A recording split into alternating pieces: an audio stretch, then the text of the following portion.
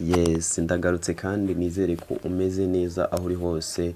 Umunsi ngiye kukubwira impano ukwiye kuzaha umuntu mukundana, hanyuma urukundo rwanyu rukazaramba ndetse rukazagera kure. Abakobwa benshi bakunda abantu babaha impano zitandukanye muri graduation, muri anniversaire, mu minsi itandukanye bajyamo y'ibirori. Rero biba ari byiza ko umuntu Inturi TV show.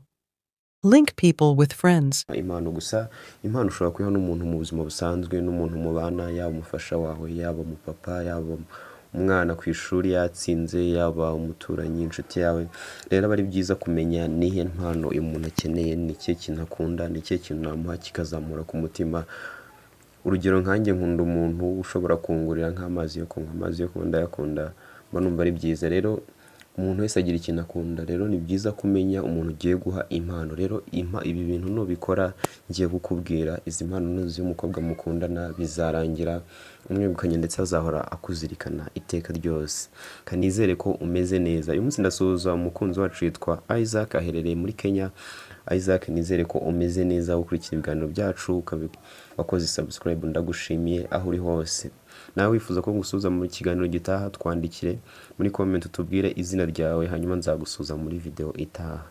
Kanizere ko mumeze neza. Umunsi tugiye kugaruka rero tuvuga kuri ibyo bintu, ku mpano z'ingenzi ukwiye gutanga kugira ngo ugumane umukunzi wawe muri 2024, dore ko kugira umukunzi muri Kigali ntago byoroshye muri iyi myaka, biragoye, usanga bigoye. Hari abavuga ngo nimba ufite umukunzi umwe muri Kigali umeze nk'umuntu utuye Nyamasheke, ufite nk'umumama utuye Nyamasheke ufite abana batanu. Rero urumva ko biragoye, ariko buriya nubwo bigoye ntago abakobwa bakunda utuntu duhambaye. Hari igihe usanga ariho wigora cyane. Abantu batandukanye tuba mu rukundo tukanezezwa, ndetse bamwe banabigiramo umugisha bagakora ibirori, tukagenda tugatembera, tukanywa, tugasohoka n'ibindi bitandukanye.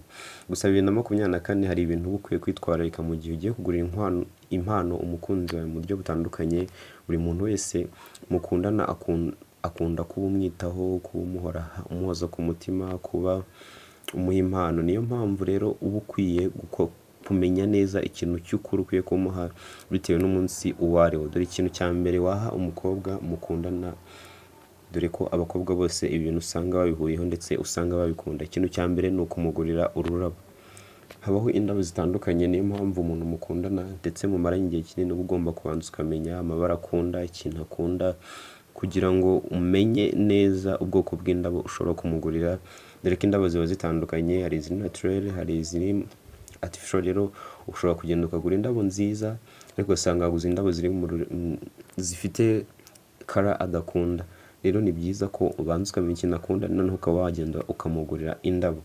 Ikindi kintu wagurira indi mpano waha umukobwa mukundana ni impano yitwa ko wagenda ukamugurira iPhone. Muri iki gihe usanga ari ibintu bigezweho. Ejo nandi kureba mu Bushinwa ari kuvuga ngo umukobwa yimuguriye Samsung S22 ngo birangira umutwaye. Rero no mu Rwanda bajya bivuga ndetse ni Burundi ko umukobwa kuri ubu yimuguriye iPhone ndetse n'imodoka biba bibaye. Ariko kugira iPhone ni byiza, ko wamugura telefone ifotora neza, kuko abakobwa benshi bahuriyeho kuba bakunda amafoto, bakunda kwifotoza, bakunda ibirori.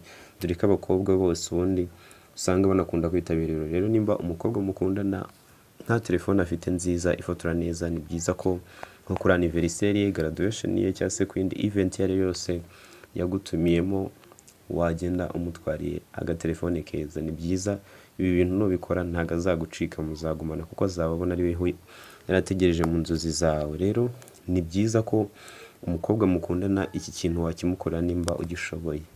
Iyindi mpano ushobora guha umukobwa mukundana muri 2024 ikamunezeza ndetse mukazagumana, wamugurira amaherena. Nubwo abakobwa benshi badakunda amaherena, ariko mu gihe ubona ko ayakunda cyangwa se yakubwiye ko ayakunda, cyane ko umuntu mukunda n'uba ugomba kumenya ibintu akunda, uba ugomba kumugenda ukamugurira amaherena ameze uko yakubwiye, aba yanditseho izina rye nta kibazo, cyangwa se atanyuzwa inyuguti zitangira zikaba ziri mu izina rye, ntacyo bitwaye.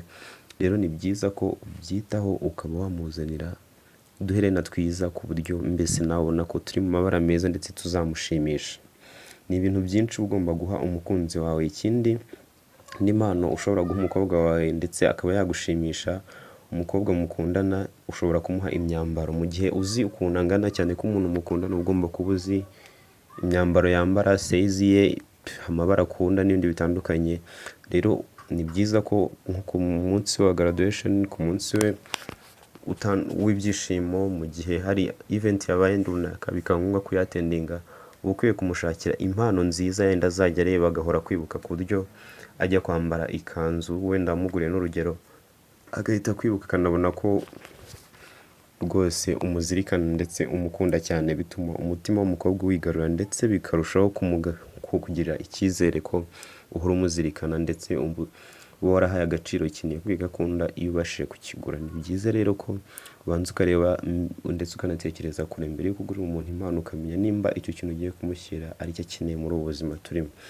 Ni byiza ko umuntu nimba muri gukundana umukorera ikintu azahora azirikana ndetse azajya areba agahita kwibuka buri gihe utanavuze. Rero ni byiza ko nimba wenda urugero umuhaye nka t-shirt runaka bitewe n'impamvu, agenda akayambara ariko agahita yibuka ko ariho imuhaye, ugasanga bigenze neza. Nizere ko wakurikiye neza witonze impano uwaha umukobwa z'ingenzi kugira ngo abashe kukwigarura. Hasigaye kimwe nacyo ndaje nkibabwire, gusa nimba utarakora subscribe ukibuze ukagukanda kuri subscribe, kandi ujye muri comment wandike izina ryawe, umbwire niba ushaka nzagusubiza muri video itaha, hanyuma nzabikore. Ndabakunda cyane.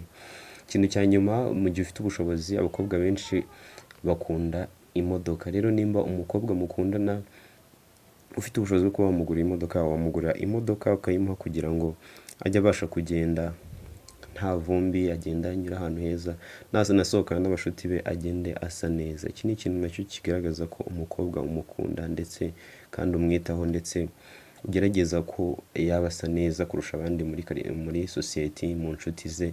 Nyine nawe bituma aba proud yawe yo kukuvuga mu nshuti ze, bigatuma arushaho kukugirira icyizere. Ni byinshi bitandukanye wagenda nawe watwandikira ibintu bitandukanye ubona abantu bakundana muri comment bakwiye kujya bahana nk'impano kugira ngo bagaruke. So uri umukobwa ufite fiance wawe ushaka kugurira impano mu event itandukanye, twandikire muri video itaha, nzabagezaho ibintu wakora kugira impano nziza wagurira abasore natwe dukunda, kugira ngo ubashe kutwigarura, dore ko abasore bo ntabwo bakunda ibintu birenze, ntabwo ari ibintu birenze. Rero ni byiza ko umenya umuntu ngiye kugurira ni iki akunda, ni gute nawe ni iki namugurira akazahora nzirikana, ese ikintu ngiye kumugurira kiri muri kara akunda.